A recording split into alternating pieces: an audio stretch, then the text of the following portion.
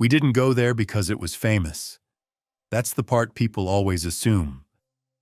There was no legend, no viral video, no warning thread online. It was just a place one of us noticed while driving through a rural part of the state. Miles off any main road, tucked behind trees that had grown unchecked for years. The town didn't have a name on the map anymore. That alone should have stopped us. But it didn't. 5 of us were into urban exploration back then. Not influencers, not thrill seekers, just bored, curious, and way too confident that we'd recognize danger when we saw it. We parked on the edge of what used to be the main street. No fences, no keep-out signs, no fresh tire tracks. Even the road felt neglected in an unnatural way. The gravel packed down as if no one had driven on it recently, but also as if it hadn't been abandoned for long enough to decay properly. The buildings were intact in a way that felt wrong. Roofs hadn't collapsed. Windows weren't shattered. It didn't look vandalized or stripped. It looked paused, like someone had pressed stop instead of abandon. We split up at first, going house to house, calling out to make sure no one was squatting inside. No answers. But after about 20 minutes, the feeling started. Not fear. Awareness. Like being noticed. Every sound felt too clear. Footsteps on gravel, doors opening, even breathing. We stopped joking. Conversations dropped off without anyone saying why. At one point, I realized none of us were checking our phones anymore. One of the houses near the center of town still had furniture inside. Chairs pushed in. A table set like someone had meant to come back. That's where the mistake happened. One of my friends opened a small cabinet by the door. Inside was a box.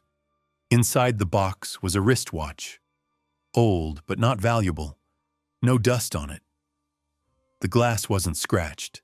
The leather strap hadn't dried out. He picked it up and laughed, saying it was probably worth nothing anyway. The moment he did, the house felt smaller. I don't know how else to explain it. The air felt tighter. Sound didn't travel the same way. We all felt it. We left the house immediately.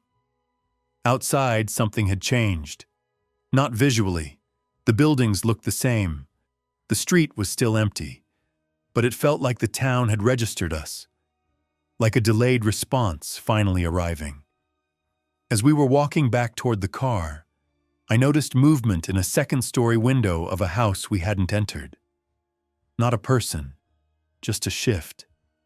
Like a curtain moving, except there was no curtain. We didn't point it out. None of us wanted to be the first to say it. Then the watch slipped out of my friend's hand and hit the ground. The sound echoed far longer than it should have. It didn't fade so much as it stopped, abruptly, like something had decided it was enough. That's when we heard it. Not a voice. More like pressure. Right behind our ears, the way sound feels when someone stands too close and whispers, but without words. Every one of us reacted at the same time.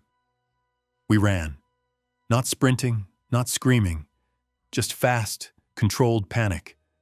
The kind where you're afraid if you lose control, you won't get it back. No one tripped. No one looked back. When we reached the car, we didn't look behind us. That's important. None of us wanted to know what we'd see. As we drove out, I checked the rearview mirror once. The town didn't fade away. It stayed exactly the same. Too exactly. Like it hadn't reacted at all. Like it didn't need to. We didn't talk about it afterward, not because we agreed not to, but because none of us could explain what actually happened without sounding insane. Even weeks later, when we tried to joke about it, the conversation always stalled in the same place. The watch was still on the ground when we left. I know that because I made sure of it.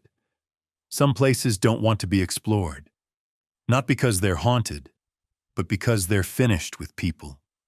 and they don't appreciate being reminded otherwise.